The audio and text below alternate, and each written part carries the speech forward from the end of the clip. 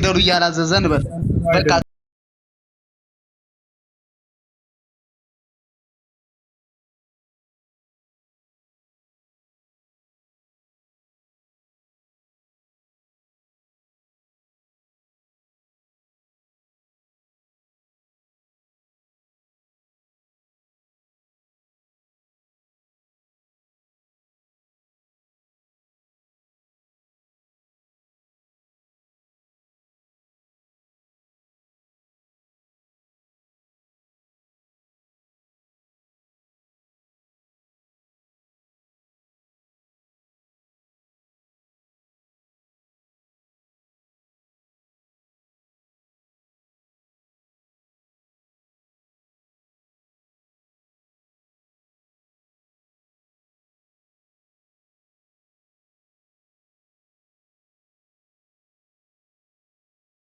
ወይንስ ሌላ አምላክ ነው?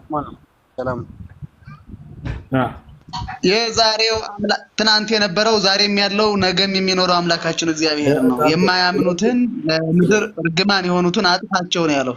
ለምድር እርግማን የሆኑትን አንድ ቆይ እሺ፣ የቱ ጋር ነው ለምድር እርግማን የሆኑትን የሚለው? ህፃናቶች የምን እርግማን ሆነው ነው? ህፃናቶችን ግደሉ እያለ ነው። ሴቶችን ግደሉ እያለ ነው። ሽማግሌዎችን ግደሉ እያለ ነው። ለምን እግዚአብሔር ሴቶችን ይጠላል? ለምንድነው ህፃናቶችን የሚጠላው? ግደሏቸው የሚለው ያው ሁለት ቦታ ያሳየው። ብዙ ቦታ ነው ህፃናት አይወድም፣ ይገላል።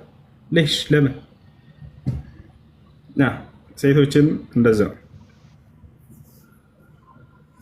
ኦኬ ኖርማሊ የገባሁት እኔ ልጠይቅ እንጂ አንተ ልጠይቀኝ አልነበረም። እኔ አሁን አዲስ ኪዳን ላይ ነው ያለሁት። አትግደል የሚል ህግ ያለኝ አሁን ወደ ኋላ ተመለስ። ቅድም እንደ ምሳሌ ያነሳህልኝ ክርስትና ነው እንዳትረሳ። እናንተ በእስልምና ያይሳሉ ወካራማሉ ይገላሉ አሸባሪ፣ በእኛ ግን በክርስትና ብለህ አነጻጸርክልኝ አይደለ?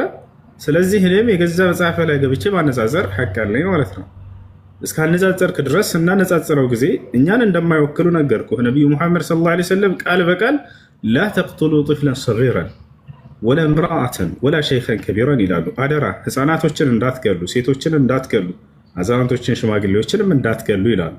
ነገር ግን በቁርአንና በሐዲስ ላይ እንድንዋጋ የታዘዝነው ባጭሩ ማለት ነው ወቃቲሉ ፊ ሰቢልላህ الذين يقاتلونكم፣ እነዚያ በሃይማኖታችሁ ምክንያት ወይም በአላህ መንገድ ላይ የሚዋጓችሁን ተዋጓችሁ ነው የሚለው። በል የሚዋጓችሁን ተዋጉ ነው የሚለው። ሊያጠቃህ የመጣ ቃል ካለ ከራስ መከላከል ያ ነው ጂሃድ ብለው ማለት ነው። ገብቶሃል አይደለ? እዚህ ጋር ግን እነዚህ ህፃናቶችን ግደሏቸው ይላል ነብዩ መሐመድ ሰለላሁ ዐለይሂ ወሰለም። ህፃናትን ግደሉ አላሉ። ቃል በቃል ላሳይህ እችላለሁ። ነብዩ መሐመድ ሰለላሁ ዐለይሂ ወሰለም አደራ ህፃናትን እንዳትገሉ ይላሉ። አንተ አምላክ ግን ህፃናትን ግደሉ ይላል። ليش موت الاطفال? ህፃናቶችን ለምን ያስገድላል? شو ذنبهم يعني? አይን ያወጣ አይን ይውጣ፣